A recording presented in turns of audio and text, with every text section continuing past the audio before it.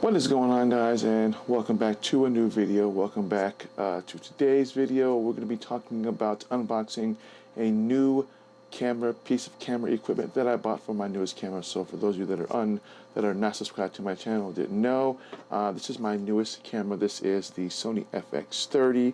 I did do an unboxing video of this, so I won't go too much into it, but I'll drop a link down below for that.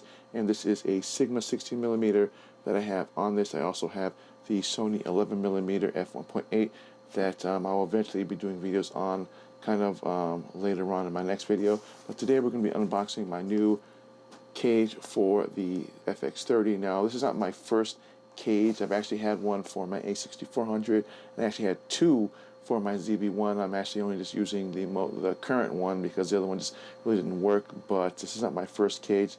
By no means for any of the cameras I've ever owned, but in terms of for this camera, that's the first one I've ever owned. Now, I will be doing some test videos on this. I did watch YouTube videos, actually quite a few, and there was one in particular that I watched that was kind of like a beginner's guide.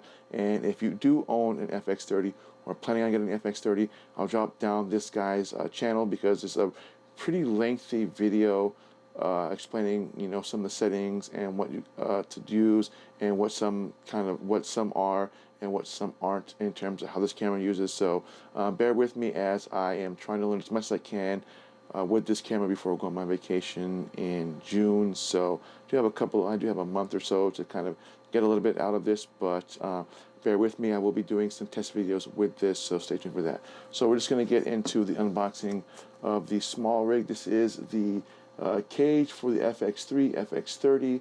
This is, I believe, the as you can see, so basically FX3 and FX30 are the same camera, and the model for this one is that right there. So that is the model number for the cage. Now, I will drop a link down below for that as well if you want to take a look at that. So what we're going to do is we're going to unbox this, and we're going to put this on the camera so you can see what it looks like on the camera. I do love the Smallrig brand. I've had numerous Smallrig components. My handle was a Smallrig. Pretty much almost everything I've ever bought for any Sony product I've ever had was through Smallrig. So let's see what you get here. This looks like a clamp. I'm not really sure what that is, so we'll probably go through some instructions and kind of see what that does, but it looks like some sort of a clamp is what that looks like for that. This looks like the NATO rail right here. This is what you would use to either attach to the camera on its own or with the cage itself. And this looks like it is it's actually kind of cool. I didn't know that actually did that. So this looks like the cage itself. You get some quarter screws right there. And then, so this is the cage itself. A little bit hard to pull out, but nonetheless, there we go. And it looks like that's everything. Make sure there's nothing under the box. And no. So this is the cage itself. So I'm guessing the way this works is this either goes on this, or it somehow manages to just stay separate. But again, the build quality is as it's expected to be for the Smallrig. Now, on my previous versions of Smallrigs, I actually never got the key. So a lot of it would just, especially when it comes to cages, you simply just had to kind of use like a screwdriver.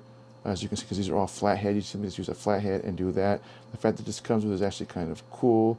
And so that's actually that's pretty awesome. So what we're going to do is we're going to actually take off the lens off of this, and then we're just going to attach the cage to this. So what I mean by NATO rail is that, as you can see, there are two little screws right there. I'm guessing somehow those just kind of attach like this. Now, the funny thing is I was actually trying to find this piece on its own because that's all I wanted. But you actually cannot get this piece on its own. You actually have to buy the full cage to actually utilize it. And so we're going to screw these in first. You're going to use the included little key thing. I'm just going to Make sure these are tightened but not super tight. So what we're going to do is we're going to take this, and this simply just lines up with this. Got to figure out which way it goes. Obviously it goes this way because that is the grip, and then again that's where the quarter thread is. You simply just screw this in, and I'm guessing the two screws on the that I just showed in the plastic bag, those are what probably screws into the side of the camera. So those are something you probably don't want to forget to screw in. Otherwise, I believe that's really all you need to do is just screw that in. But we're going to take the included screws, and we're just going to screw those down into them because I know that they probably serve some sort of a purpose for it, and we'll figure that out later on. But I did do a shorts on my video rig for this. It's probably going to change eventually, so I guess these just simply just screw one on each side. And it's just probably just to keep the cage from it's really nice and secure on there, not kind of bulging out on the sides. Not that it would, even if you didn't put those in, because this bottom screw is in there pretty tight, but we're going to screw these in nonetheless just to make sure. Otherwise, I guess the little clamp thing is probably for something. I'm not really sure what it would be used for, but yeah, so. And I do love the fact that it just comes with an included little key for this. Otherwise, you kind of have to carry around a multi-tool. So, listen, and that just simply just slides right back into the back right here, and then that's it. So that is the cage in a grip. And again, like I said, I'm not really sure what this is designed to do. This is the HDMI holder. So when you are using the HDMI, if you want to live stream, what this is designed to do is this is designed to hold your HDMI cord in place. That way you do not have to worry about the door kind of getting in the way. So that's the kind of a way to kind of keep the door from open. So as you can see right there, that is the door being secured by these little clamps. And then when you're done, you simply just unscrew that. As you can see, those move, and you're able to move them side to side, and then that just simply just closes again. Now I don't know, as you can see, it's not really going to damage the door, but that is what that's for. So if you do a lot of live streaming, or you're planning on using this with a rig and you haven't planning on plugging it into a monitor, that is what that's designed to do, just to keep the door from moving around. Now I remember because I saw it in a YouTube video. But that is everything for the unboxing of the cage from Smallrig for the fx30. And again, I will probably be mounting some stuff onto this later on and probably doing this kind of like my rig setup for this.